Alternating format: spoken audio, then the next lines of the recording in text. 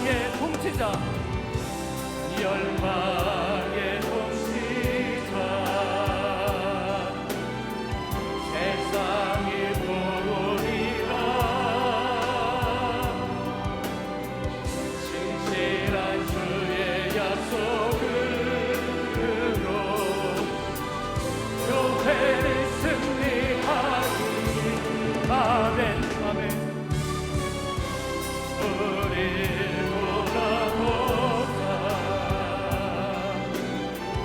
강건케 하소서.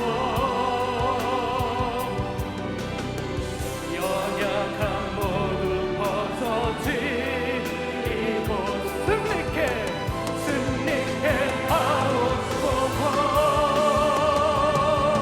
주영광 여기 임하사. 열방향의 금이 비추소서. 주의 얼굴로 할 때 주의 은혜 머무소서. 주 영광 여기 임하사. 주 영광 여기 임하사. 열방향의 금이 비추소서. 주의 얼굴로 할 때 주의 은혜 머무소서. 영광 영광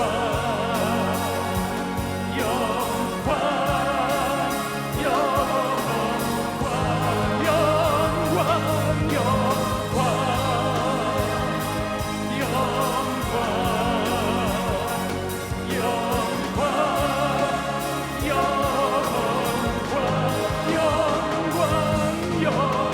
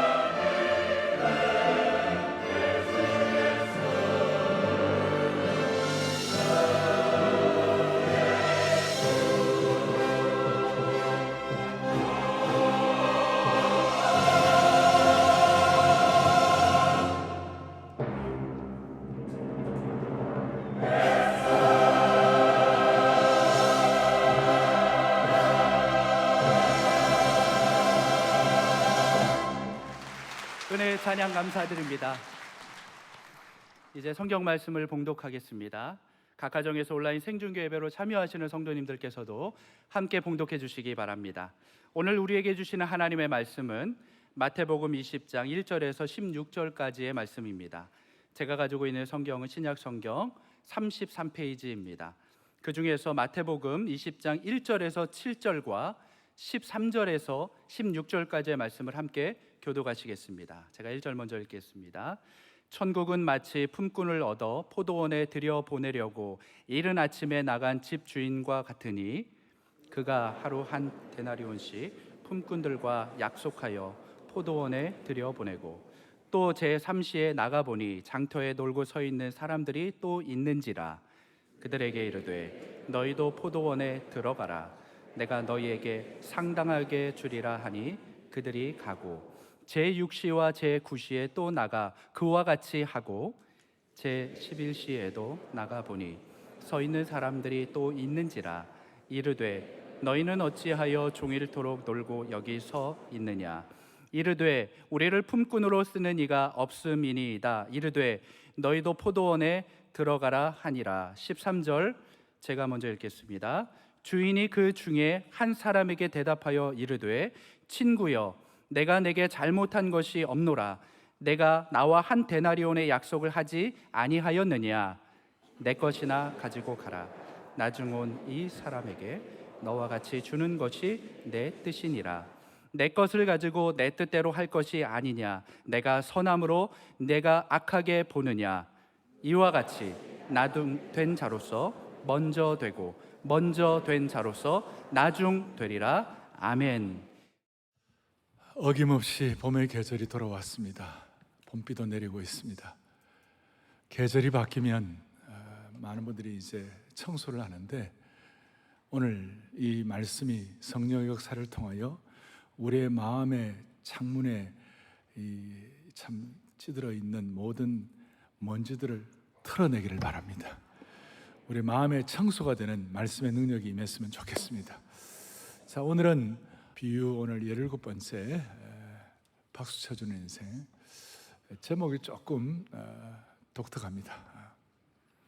예수님께서 오늘 20장 1절에 천국은 마치 포도원의 품꾼을 구하는 주인과 같다.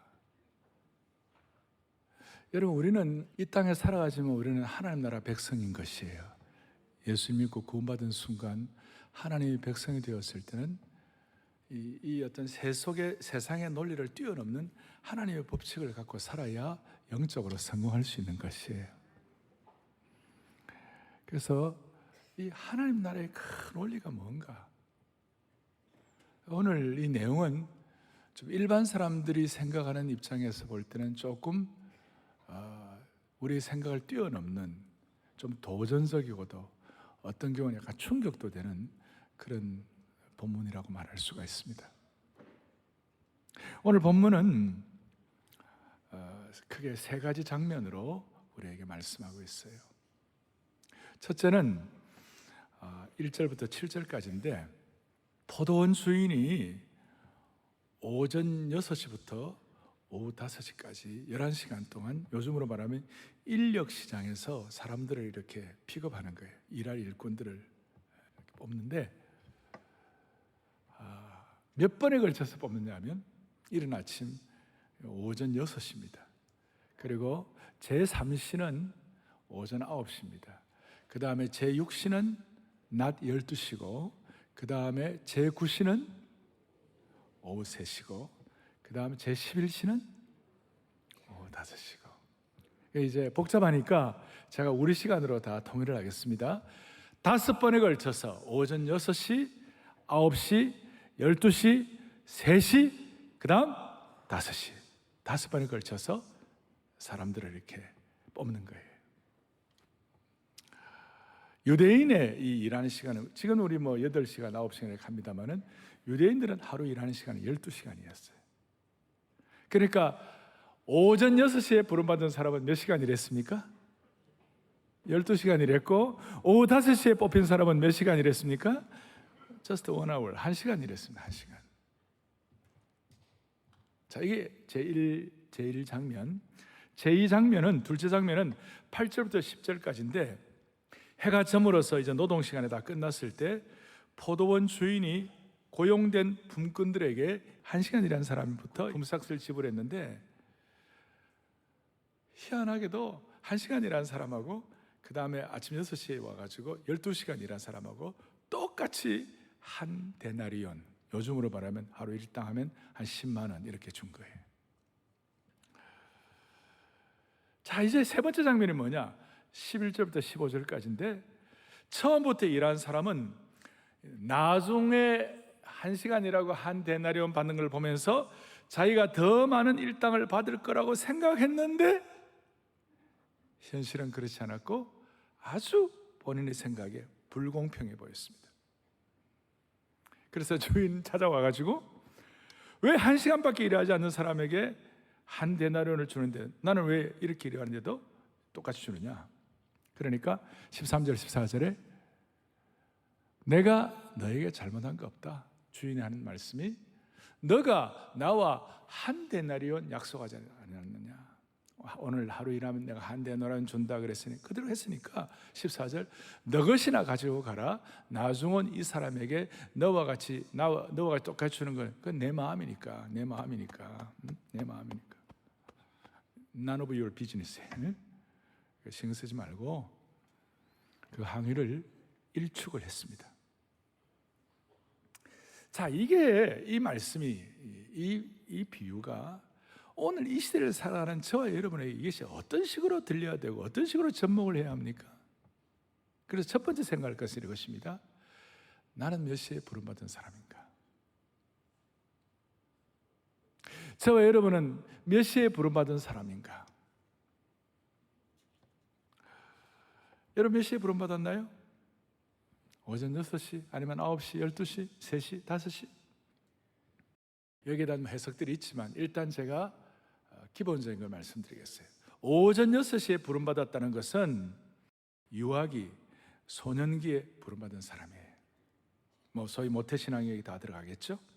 일찍 부르심을 받은 사람은 한 생애 동안 주님을 섬길 수 있는 특권을 갖고 있고 주님과 아침 식사를 같이 하는 특권을 받았어요. 두 번째는 9시에 부름받은 제3시 9시에 부름받은 사람인데 이 사람들은 대학 청년기에 부름받은 사람들이에요.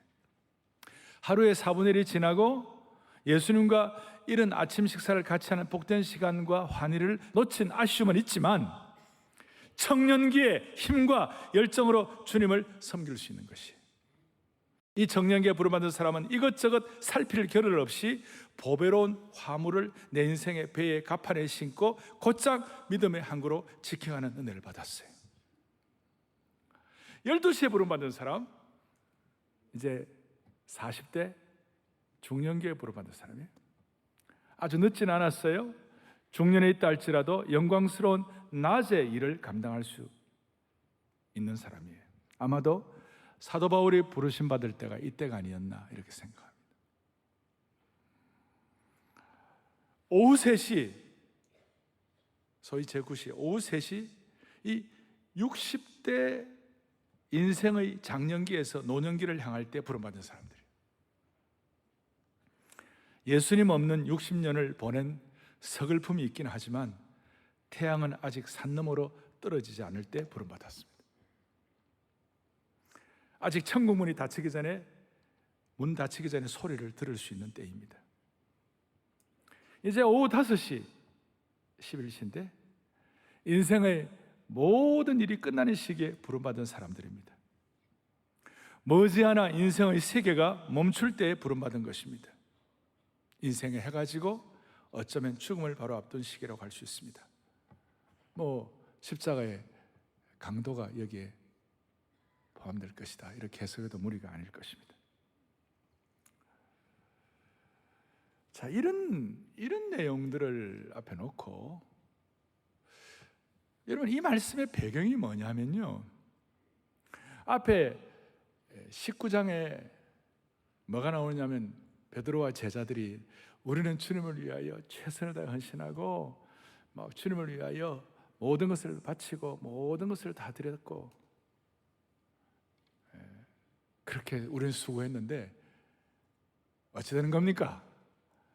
우리가 이렇게 헌신과 수고했는데 주님 어떻습니까? 이제 이런 얘기를 했는데 주님이 오늘 이 비유를 가지고 답을 하시는 것이에요.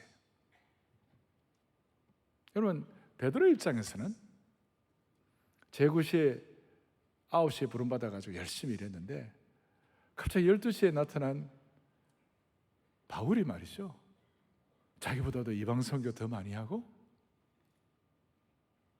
그리고 신약의 서신서에 3분의 2나 쓰고 있고. 여러분, 만약에 예수님 오래 믿은 분들이 막 기도해도, 옆에 있는 어려운 분들 왜 기도해도 응답도 안 되고 치유도 안 되는데, 예수 믿은 지 1년도 안 되는 분이 막 기도하면 병이 막 나. 이거 어떻게 되는 거냐고.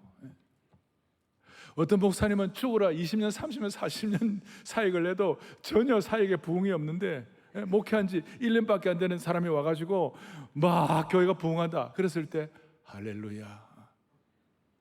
그게 참, 그거 어떨까? 그래서 먼저 우리가 생각할 것은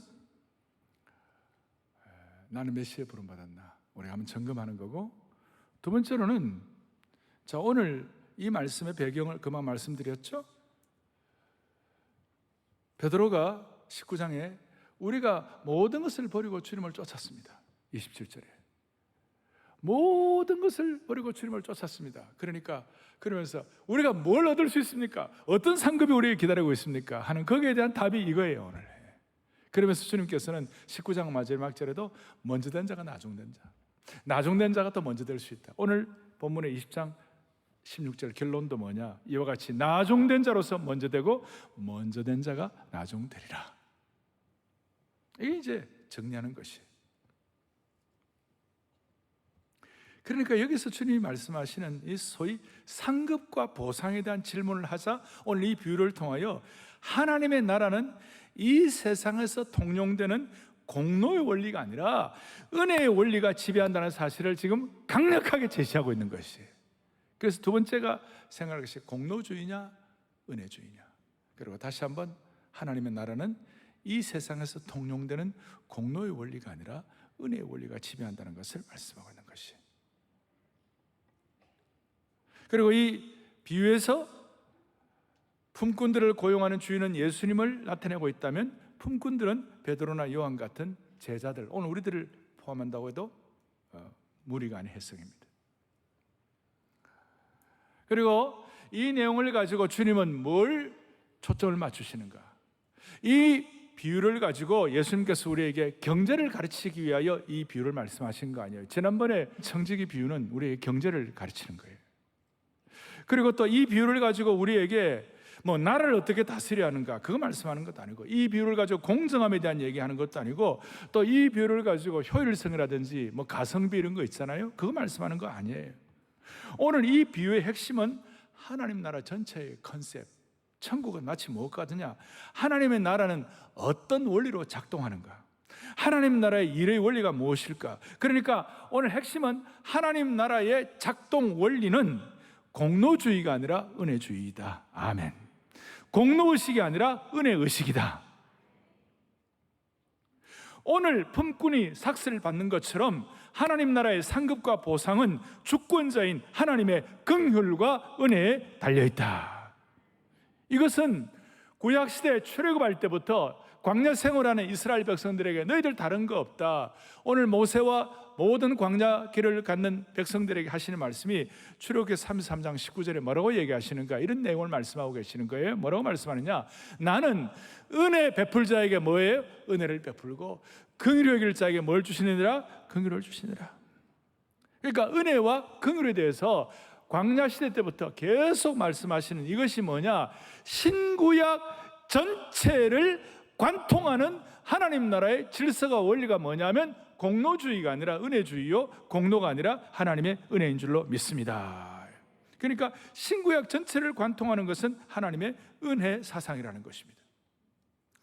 다시 한번, 하나님 나라는 세상적인 공로의 원리가 아니라 하나님 나라적인 은혜의 원리가 작동한다. 그러니 오늘 본문에서 포도원 주인이 예수님이 불평하는 품꾼 그 제자들을 향하여 꾸짖으신 핵심 뭐냐, 하나님의 나라에서는 그 어떤 공로주의도 용납하면 안 되고 용납되지도 않는다. 아까 앞에 19장 27절 배경에 뭐예요? 아까 말씀한 대로 내가 다 주님을 위하여 모든 것을 버리고 따랐는데 그게 뭐가 있습니까? 그리고 그렇게 할 때에 29절에 또 내 이름을 위하여 집이나 형제나 자매나 부모나 전토를 벌인 자마다 여러 배를 받고 또 영생을 상속하느니라. 자, 이게 은혜를 주시는 거예요. 상급을 주시는 거예요. 그렇지만 너희가 먼저 된 자로서 나중되고 나중된 자로서 먼저 될 자가 많으니라. 이렇게 말씀하신 이유가 뭐예요? 제자들이 주님을 위하여 공로를 올려드리고 헌신하고 최선을 다한 것조차도 그것은 공로나 헌신에 대한 대가가 아니라 이것조차도 하나님의 주권적인 은혜의 선물이라는 것이에요.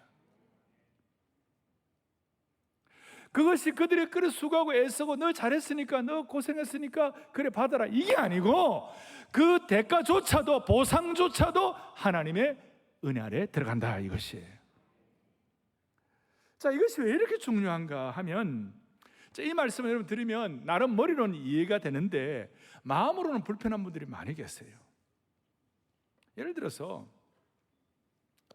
내가 교회 20년 30년 지사 충성했는데 아니 나는 왜 이렇게 잘 안 되고 어떤 분은 중직자가 되고 어떤 사람은 나는 이렇게 하는데 이게 안 돼. 뭐 왜 이러냐?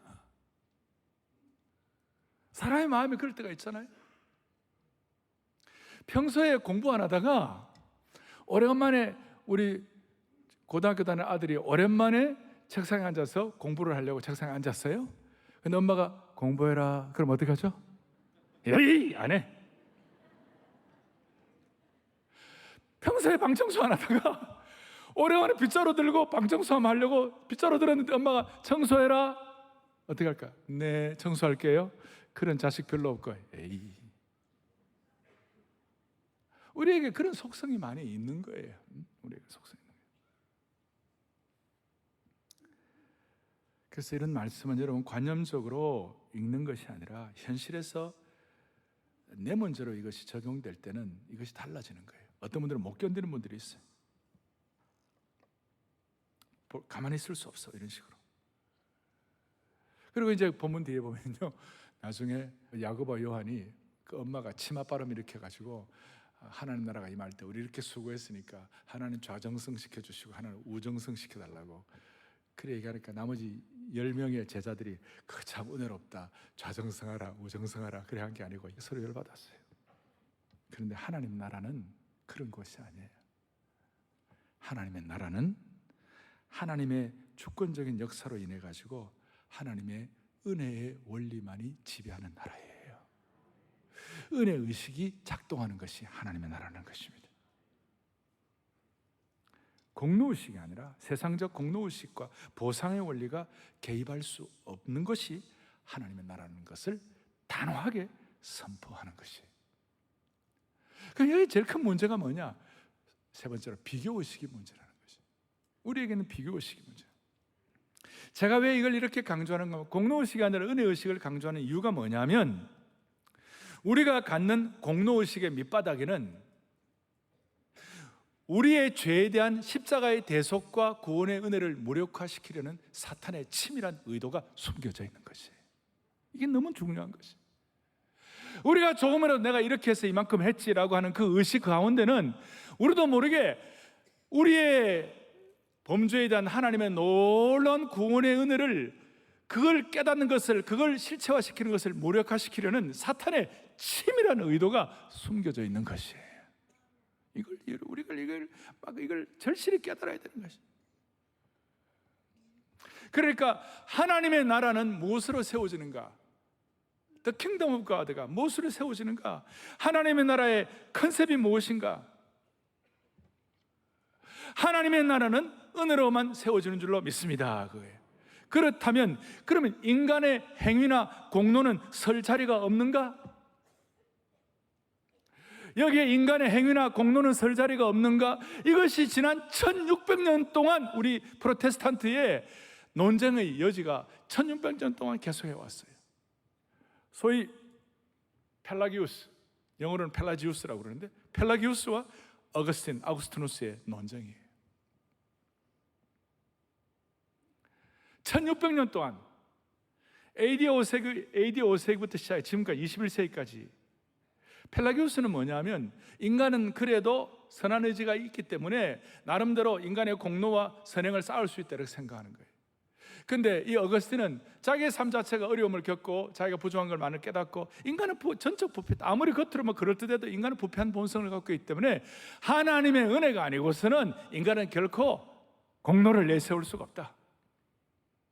그러니까 어거스틴은 이 펠라기우스의 공로를 내세우는 이런 것들에 대해서 경고를 하고 인간의 본성은 죄로 말미암아 손상하고 타락이기 때문에 도덕적 행위를 앞세우는 펠라기우스는 십자가의 대속의 은혜를 무력화시킨다 이렇게 생각했어요.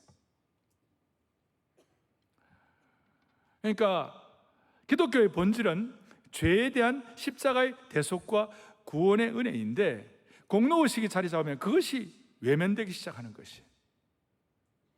다시 한번 공로의식의 밑바닥에는 뭐라고 그랬어요? 공로의식의 밑바닥에는 뭐가 있다고요? 사탄의 치밀한 하나님의 구원 사건을 무력화시키려는 의도가 숨겨져 있다는 것을 우리가 깨달아야 되는 것이.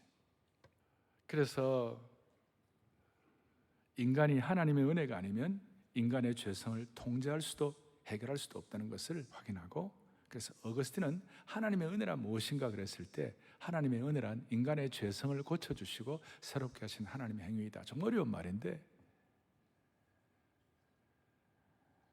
그러니 우리는 설령 주님을 위하여 헌신하고 수고했다 하더라도 이게 하나님의 크신 주권적 은혜 때문에 가능한 것이지 내 공로의식이 아니다 이 말이에요.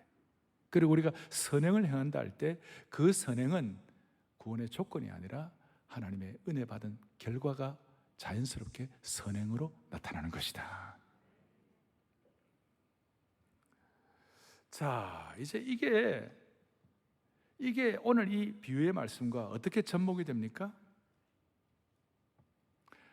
일찍 6시에 아침 6시에 부름받아가지고 어릴 때부터 신앙생활 해가지고 열심히 살았던 분들이 나중에 오후 5시에 부름받아가지고 이제 잠깐 신앙생활하는 그분들과 비교하면서 자기도 모르게 자기들의 마음속에 약간의 신앙적 우울의식이 있다고 생각하면 그게 비교의식이라는 거예요. 그것이 주님이 그건 안 된다는 것이. 주님께서는 오늘 이 비유를 통하여 너 부름받았으면 그거 감사하고 남하고 비교하지 말고 너 잘해, 우울의식 갖지 말고 너 하나님의 은혜로 알아, 그걸 말씀하고 있는 것이. 그런데 우리는 가인 그 후예들인데, 아이고 우리에게는 동생이 재물을 잘 들면 아이고 야 너 얼마나 잘해서 잘하고 나서 고맙다 하고 박수 쳐주고 격려하는 것이 아니고, 저거 말이야 저게 하나님 저 받으시고 나는 안 받아? 비교의식 하면서 열받는 거예요. 그 열받은 게 잘못되면 사람을 공격하고 음해하고 쳐죽이고 그렇게 하는 것이. 그래서 이게 우리에게는 이런 속성이 있기 때문에 예수님께서 오늘 비유를 통하여 하나님의 나라를 작동하는 원리는 은혜의식이기 때문에 너가 그거 한 것 자체도 하나님의 은혜이기 때문에 남과 비교하지 말고 너 잘해 그 뜻이에요. 그리고 남자일 때 박수 쳐주라 그 말이에요. 이게 얼마나 어려운지 몰라. 이게 제가 한 번씩, 우리는 동자가 같이 들어가면요 서로 참 박수 쳐주기 힘들어요. 동서, 그 다음 동무, 그 다음에 동력자. 이거 힘들어요. 잘 될 때 박수 쳐주는 거 쉽지 않아요. 여러분 요한복음 21장에 보면 베드로가 잘못했다가 이제 예수님 다시 회복돼 가지고 예수님 조반을 먹이면서 내 양을 먹이라 사명 확인하고 내가 주님을 사랑합니다 해가지고 3번씩이나 하면서 너무 은혜 받아가지고 예수님께서 마지막 사명을 주시면서 이제 됐다, 너 내 양을 먹이라 이렇게 하면서 이제 거의 베드로가 성화 단계에 올라갔어요. 그런데 요한복음 21장 마지막 부분에 그 성화의 은혜를 받고 나오다가 옆에 보니까 요한이 있는 거예요.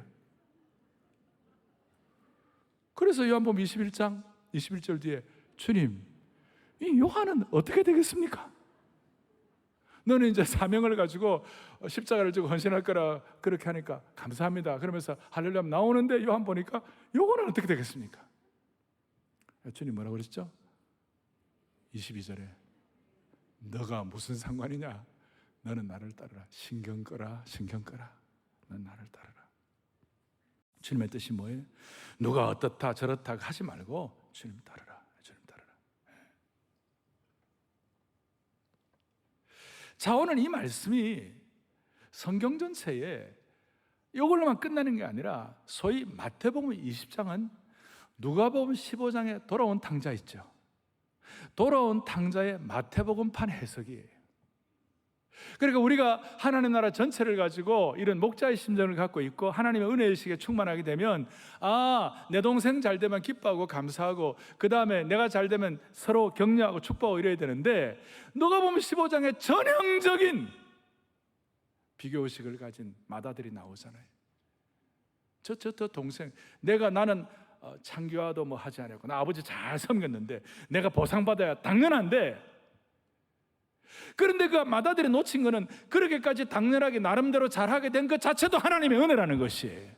그런데 그 마다들은 자기 공로의식에 충만해가지고 그걸 비교해 보니까 우월의식이 있으니까 비교의식이 있으니까 그 동생 그냥 못된 창기와 함께 인생을 허랑방탕한 저에게 잔치를 해주자니 말이 됩니까? 그런데 진짜 그 형이 이런 하나님의 은혜의식에 충만했다면 절마 죄송합니다 저거 타구가 가가지고 얼마나 마음고생 많았을까, 얼마나 애를 많이 썼을까, 얼마나 수고를 했을까, 불쌍히 짝이 없는.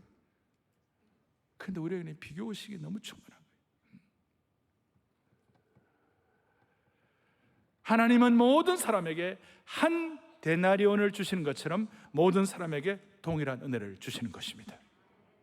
물론 객관적으로 보면 그 사람이 하나님 쓰임받기 위하여 더 나은 은사나 더 나은 어떤 능력을 가진 사람이 있습니다만은, 그렇게 보일 수는 있지만 오늘 이 본문의 핵심은 비교하지 말고 남 잘 되는 거 박수 쳐주고 남 격려하고 살아라, 그 말이에요.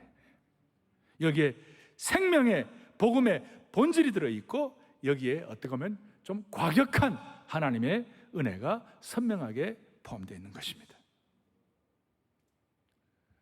이런 가인을 살인자로 만든 이 비교의식은 오늘 수많은 그리스도인들 속에도 그대로 자리 잡고 있는 것이, 그리고 이것이 오늘 보이지 않는 무형교회는 우리 자신과 보이는 한국교회의 역동력을 다 빼앗아가는 것이, 고린도 교회는 은혜 받은 교회입니다. 그런데도 불구하고 고린도 교회 안에 비교의식 때문에 바울파, 그 다음 아볼로파, 그 다음에 게바, 베드로파가 있었습니다. 심지어 이것저것 다 싫다고 나는 예수파야, 그리스도파가 있었어요.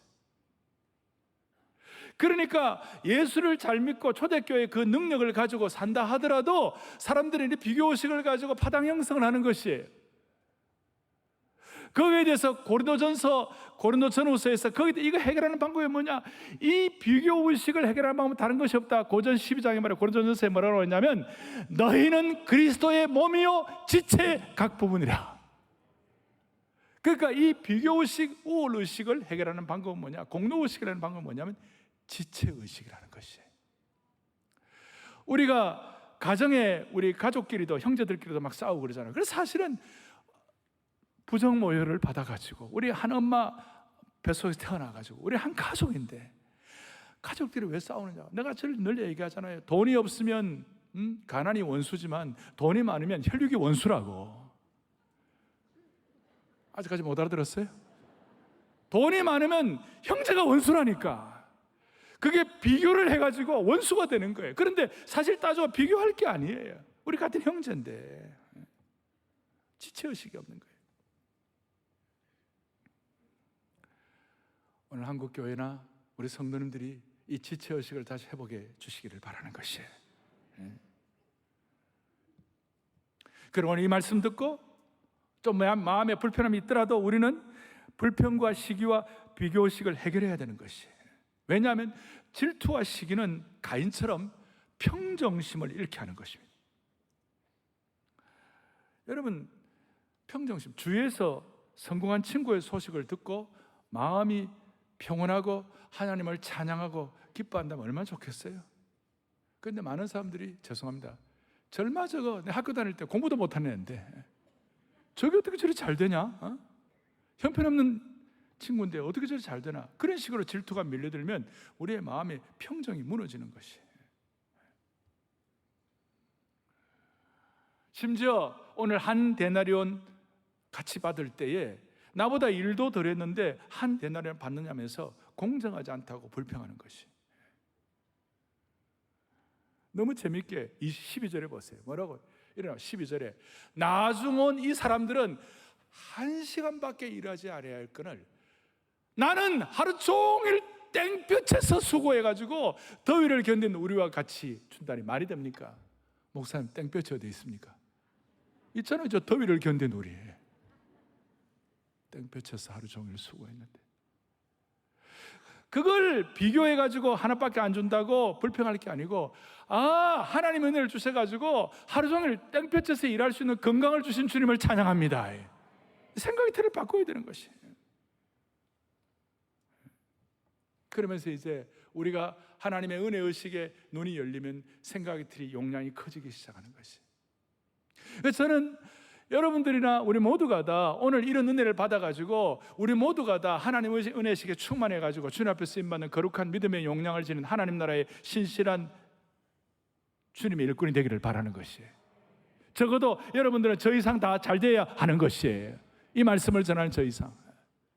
그러면 어떤 생각이 드는, 이런 생각이 들어요. 여러분, 제11시에 부름받은 사람을 생각해 보시자고요. 하나님의 은혜 의식에 충만한 6시에 부름받은 사람 입장에서 가만히 생각해 보면요, 제11시에 부름받은 사람들은 이런 거예요. 하루 종일 무슨 일이 벌어지는가? 저 6절 7절에 한번 보세요. 6절에 너는 어찌하여 종일토록 놀고 여기 서 있느냐? 그러니까 7절에 뭐라고 그러죠? 우리를 품꾼으로 쓰는 이가 없습니다. 우리를 품꾼으로 쓰는 사람이 없습니다. 11시가 되도록, 오후 3시가 되도록 마음고생이 말로 닿을 수 없는 거예요. 나는 집안의 가장인데 내가 벌어야 우리 딸이 먹고 사는데, 내가 돈을 벌어야 내가 제대로 이렇게 하루 종일 품삯을 받아야 아내에게 필요한 것도 사주고 집안에 필요한 양식도 가져가고 우리 딸 인형에 장난감이라도 사주는데, 저는 소녀딸이 사고 요즘 주로 인형 이런 데 관심이 많습니다. 사주는데 예. 그런데 11시까지 오후 5시까지 부름을 받지 못하니까, 일을 못하니까 그 마음의 괴로움은 말로 다 할 수가 없는 것이. 그러니까 나를 써주는 자가 없나이다라는 그 말씀 배경은요, 비명이에요. 비명, 비탄 어린 외침이에요. 그런데 아침 6시에 부름받은 사람 생각해 보시자고요. 이야, 감사하다. 이른 아침 부름 받아가지고 너무 고맙다. 하루 종일 계획하는 거예요. 오늘 이거 다 마치면 이제 우리 식으로 하루 종일 품삯이니까 10만 원 받으면 내가 이제 양식 뭐 사가지고 가고 반찬은 뭐 두부도 사가지고 가야지, 꽁치 한 마리도 사가지고 가야지, 그리고 필요하면 우리 딸 인형도 사가지고 가야지. 그 마음의 계획이 하루 종일 신나는 거예요. 삶이 보람된 것이. 그런데 한 데나리온 오다시 받은 자 때문에, 비교식 때문에 마음을 상한다면 그건 지혜가 없는 것이. 오히려 시간당 한 8, 9천 원 받는데, 이 사람이 하루 종일 품삯을 받아 10만 원 받는다고 그러니까 너 너무 잘 됐다. 너 한 9천 원 받으면 어떡하냐? 10만 원 받아가지고 잘 되라. 너희 가정 잘 되기를 바란다. 그러면 서로가 잘 되는 것이에요. 여러분, 우리 민족은 어떻습니까? 우리 민족의 이 속성 중에 하나는 남의 것을 너무 잘 알고, 우리는 하루 종일 우리 한반도에 같이 살아가니까 남 잘 될 때 박수 치는 민족입니까? 아니면 약간 이렇게? 우리 민족은 마치 누가 그래요? 크랩과 같다. 개와 비슷하다. 개. 발음이 안 돼가지고 끼. 이 끼가 뭐냐? 남 잘 되면 옆에서 막 같이 다리를 갖다가 같이 막 무는 거예요. 같이 끌어내려가. 같이 못 올라가는 거예요. 그릇 안에서. 좀 우리 사회 국가도 마찬가지고 우리 개인적으로 가정적으로 좀 서로 잘 될 때 박수 쳐주는 지체의식. 그리고 우리 가운데 목사님, 나는 이미 오후 5시인데 내 나이 거의 다 늦게 예수 믿었는데 어떻게 하면 좋으냐고. 여러분, 그렇지 않아요. 영적으로는 예수 믿는 그 시간이 영적인 어린아이예요. 그 순전한 아주 소년기예요. 아시겠죠? 그러니까 내가 어릴 때 부름받았던, 아니면 장년기, 중년기, 노년기에 부름받았던 상관에 우리에게 중요한 것은 이런 비교의식을 없애고 남잘 때 박수치는 하나님의 은혜의식으로 충만해가지고 모두가 다 평생 어릴 때 예수님과 아침 식사를 하는 그런 감격과 감동을 가지고 주님을 섬기면 기가 막힌 삶의 방향이 결정이 되는 것이에요. 스폴저 목사님은 어릴 때 부름받아가지고 주님 섬기는 게 얼마나 귀한지, 어린 시절에 경건함을 가지고 주님을 섬기는 사람들은 아침 이슬이 풀잎에 맺혀 반짝이는 아름다움을 가진 축복받은 자들이다. 아멘. 이들은 새벽의 빛같이 홍조 띤 순전한 수줍음을 가진 자들이다. 정말 말로 다 표현할 수 없을 정도의 매력을 지니고 있고 그 신선함과 광채가 말로 다 할 수 없이 사랑스럽다. 오늘 이 마음을 가지고 남과 비교하지 말고 남잘 때 박수치고, 우리의 마음은 어릴 때 순전함으로 늘 홍조 띤 그 순전함을 가지고 아침 이슬에 빛이 나고 하늘나라의 빛에 광휘가 충만한, 그래서 여러분들 때문에 수많은 사람들이 성공할 수 있도록 한 분 한 분 붙잡아 주시기를 바랍니다. 이 복음의 말씀으로 우리의 민족성을 개조하는 축복을 주시기를 바라는 것입니다. 그런 마음으로 여러분도 살리고 가정도 살리고 교회도 살리고 이 민족도 살리는 영광스러운 하나님 나라의 신실한 남녀종들 되기를 축원합니다. 가슴에 손을 얹겠습니다. 사랑하는 형제자매 여러분, 우리의 자녀들에게 이들이 세상의 것들로 오염되기 전에 새벽빛같이 홍조 띤 순전한 수줍음으로 그 은혜를 우리의 자녀의 심장에 이런 말씀으로 새길 수 있다면 하나님이 주시는 큰 축복이라고 믿습니다.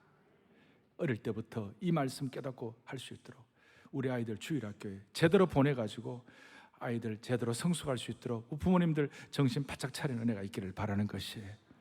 한편 내가 너무 늦게 예수 믿었다고 믿음의 어떤 짐을 진 분들이 있으시다. 그럴 필요가 없어요. 이 은혜의식으로 충만하고 공로의식을 뛰어넘고 지체의식을 갖게 되면 나중된 자로서 먼저 될 수가 있는 것입니다. 하루를 살아도, 한 달을 믿어도, 1년을 믿어도 이런 제대로 된 신앙의 바탕 위에 우리 모두가 다 영적으로 성공하기를 간절히 바라는 것입니다. 살아계신 하나님 아버지, 선한 목자 되시는 하나님 아버지, 우리 안에 있는 오염된 공로의식을 해결하게 하여 주옵소서.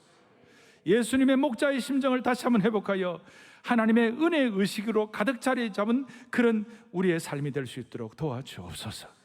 우리의 마음을 불편하게 하는 비교의식을 처리하고 우리 모두가 다 내 이웃을 내 자신같이 살아가는 진짜 지체의식을 회복하게 하여 주셔서 목자의 심정을 가지고 서로에게 박수 쳐주는 행복하고 기쁜 가정과 공동체로 삼아 주옵소서. 우리 주 예수 그리스도를 받들어 간절히 기도 올리옵나이다. 아멘. 317장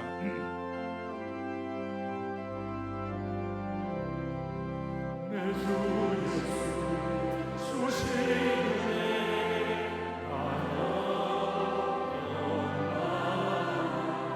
내 주 앞에 이 적은 것 다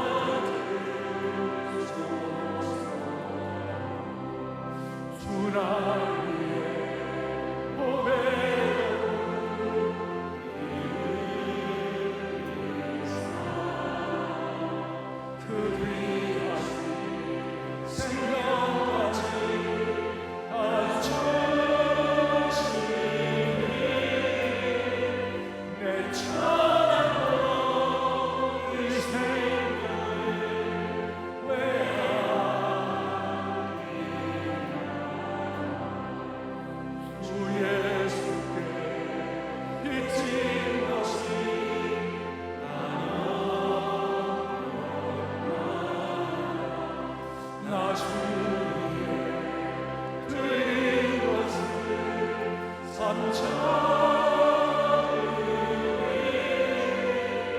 주 예수여 너를 얻게 오소서. 날 위하여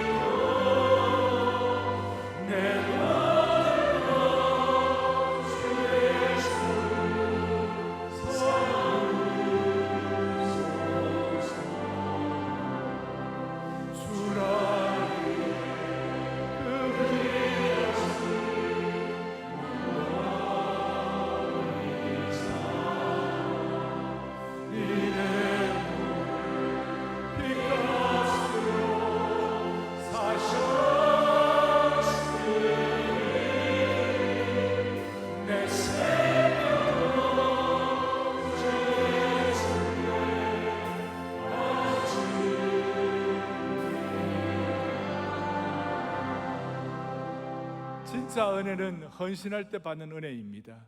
헌신조차도 하나님의 은혜로 하는 것입니다. 내 생명도 주 예수께, 내 생명도 주 예수께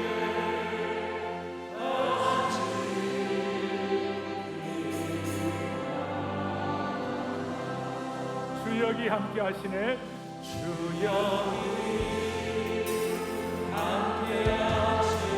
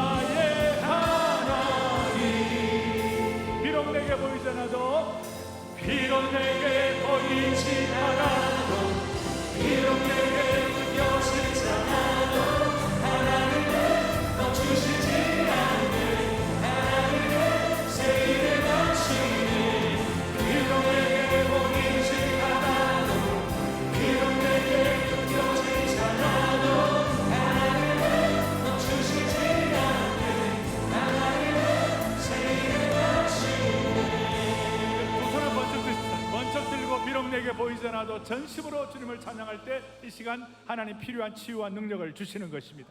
비록 내게 보이지 않아도 비록 내게 보이지 않아도 비록 내게